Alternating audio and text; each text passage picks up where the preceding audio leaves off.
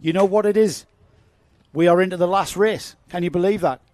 We are into the last race of round one of the Kart Championship. We are into perhaps what is going to be the most spectacular race. It's the biggest grid of the day with 34 karts on it. Capacity. And I'm going to try and get through the grid read. Oliver Fabricius is on the pole position. Who saw that one? James Kell alongside. Riley Bishop, Joel Dixon-Cohen on row 2. Nathaniel Gray and Eric Smith are next. Then we've got Daniel Minto and Braith Murdoch. Ewan House and Joseph Mills are on row 5. Bella McConville. Bella qualifying 11th. Amy Peacock 12th. We've got row 7, Shane Chandaria and Marcel Poppercull. Row 8, Lewis Sumner and Cian Bernard. And then we've got Daniel Hartley on row 9 with Ellis Dealey. Charlie Varies on row 10 with Jack Robinson. JJ Plowman shares with Elliot Surtees on row 11. Row 12, James Tate, Jack Harrison. Isabella Stansmore Wilson and Alfie Lambert. Zach Kane and Shea Hilton. George Cole and Jake Anders. And the 4 qualifiers from the repechage is indeed we have Lewis Holt, Ralphie Branscombe, Kevin Evanoff and Laurie McVeigh. So the top 4 that finished on the road in the repechage were the top 4 that transferred. There were no post-race or in-race transgressions worthy of a penalty. Did we think there were going to be? We thought that Ralphie Branscombe maybe would Martin Clark. I remember. Although looking back at it, Clark had understeered very wide and opened the door and then maybe sort of tried to close the door while Branscombe was already there. I remember now. Names to look out for. Okay, you've got Everett at the front. Shane Chandaria in front. Marcel Poppercull. He went out with a broken axle in one of his heat races. Daniel Hartley, 16th. He will move forward, I am sure. Not where we expect Daniel to be. He had a very character-building time quali. Yep. He's been rebuilding all weekend long. And so, Bernard as well, we expect that Daniel will be in the top 10. Cian Bernard as well. We expect the Zip driver to move forward, but it's all about, it's all about 2 or 3 of our regulars. Fabricius, Kell, Bishop, Dixon, Cohen, Gray and Smith. Here we go then. Fabricius on the pole position on the inside, heading towards us in our commentary position. Into the lead, though, has gone James Kell on the TB kart. Slides wide, catches it, and he's in the lead through Brian's Bend. And then onto the dogleg. Everybody making it through. This is where they'll all close up. This is where the action can happen. We've got a kart off at the back, but everybody's continued through. And James Kell on that green and white TB kart has done an absolutely outstanding start. Arguable whether that outside line into turn 1 is indeed the more advantageous position to be rather than pole. I think that's the answer right there. The front runners did a remarkably good, clean job of the first half a lap. Not quite similar for the midfield section. As you can see, somebody has parked backwards in the chicane and 2 or 3 other drivers coming to grief at the first Chin for the lead. Riley Bishop for X-Kart. James Kell for X-Kart. Different coloured karts. The black and white are the X-Kart colours. The green and white are for the TB kart, who X-Kart are the dealers for. So we had this in the second 2 days, didn't we? And also in that race, James Kell made it very, very easy for Riley Bishop to pass. That was a super heat. I do not believe Kell will afford Bishop the same courtesy in this one, although Bishop has already made the move on Kell. 3 places moved up for Daniel Minto, up to 6th place. Joseph Mills stays in 8th. Oliver Fabricius, he was down from the front row of the grid now in 3rd. Joel Dixon-Cohen in 4th. Braith Murdoch is in 5th. Minto, as I said, in 6th. Eric Smith, Joseph Mills, Cian Bernard, Marcel Poppercull. That's your top 10. Daniel Hartley has moved up 1 place to... he's now moved up a couple more. Ralphie Branscombe has passed 7th.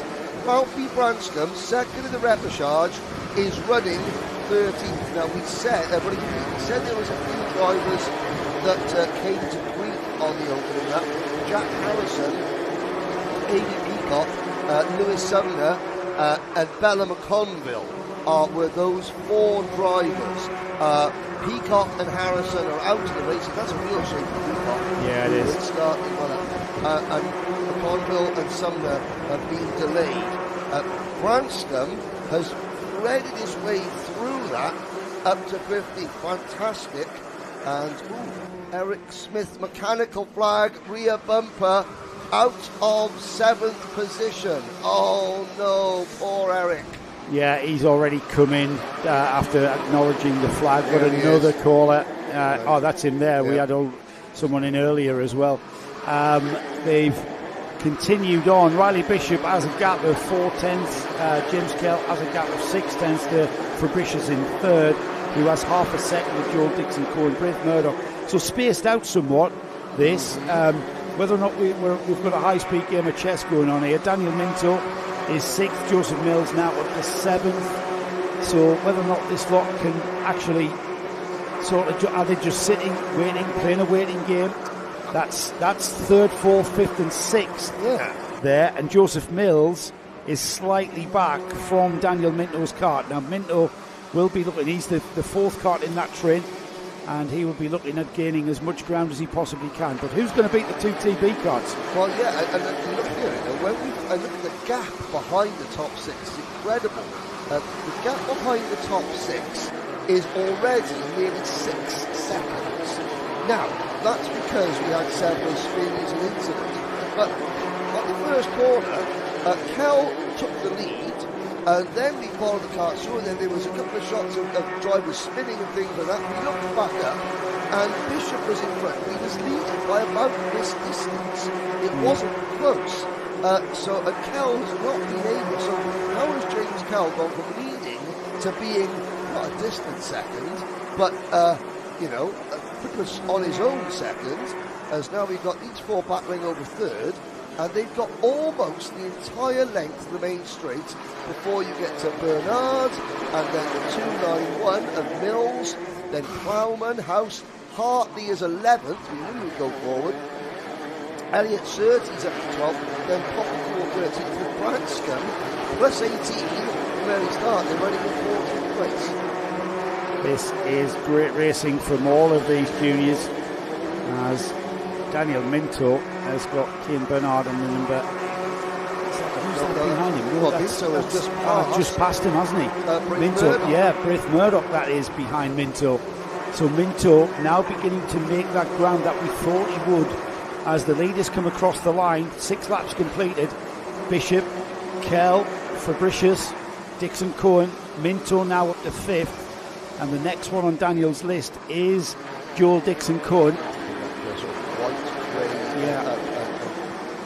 Pink George McRae racing. Now, Daniel Minto has done, quite frankly, millions of laps round here at Warden Law. Not necessarily on a junior Rotax though. Nope. Micro Max, Intermax.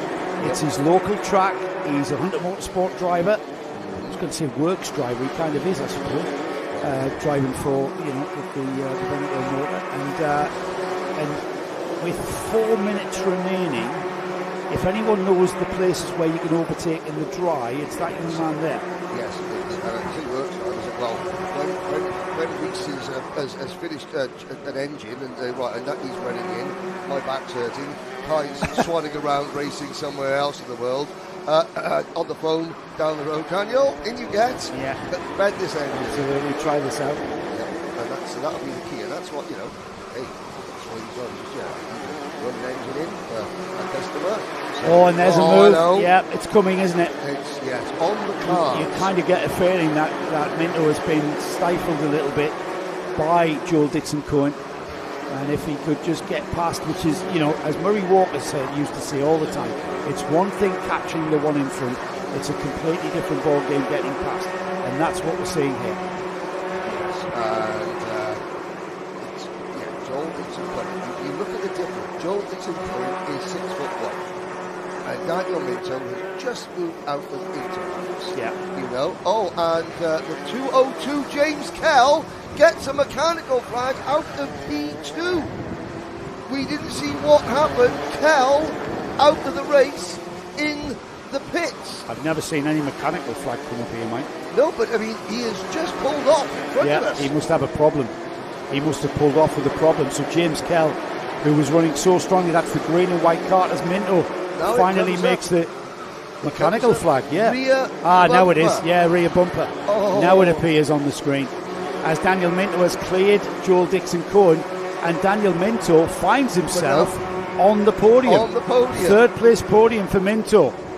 He's got to be happier with that. In fact, with 2 minutes to go, there's every chance he can catch Fabricius ahead of him. Oliver looks over his shoulder. He sees him coming. Riley Bishop had his teammate James Kell with him from the start. It was going to be an X-Kart TB kart 1-2 at the end. However, that is so unfortunate for James Kell for that to happen to him. Look at this though. This is a battle for second, and it's coming together. The gap, let's see what the gap was. It is 5 tenths. Yes, it's coming down slightly. And if Minto can get in his slipstream, Henry, then he's going to pull it even more. It's going to not be down to just the performance outright of the kart. It's going to be the science that helps Daniel Minto. And that's all Daniel Minto will need, because he will know when Fabricius starts to defend, Minto knows exactly where to set him up and where to pounce. And pounce he shall. This is like watching the cheetah hunt. He separated the old and the young and the weak from the herd of wildebeest. He's got his crosshairs eyes set on lunch, and lunch is in the form of 290 Oliver Fabricius. And Oliver knows that it's coming. Yes. He knows that it's took a little while. He looks over his shoulder. Minto is there. You can see him. You can hear him. You can hear him coming. You can hear the note from the engine behind you. Yep. And you become aware that they are there. He knows it's coming. He knows where he's weaker to, does Oliver, so he can protect the weaker areas of the track. He knows how quick Minto is. 30 seconds remain. 2 more laps. One more lap after this one. It's going to be the last lap board next time round.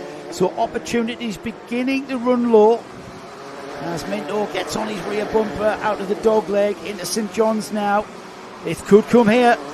Massive momentum, but just not quite enough to get him alongside.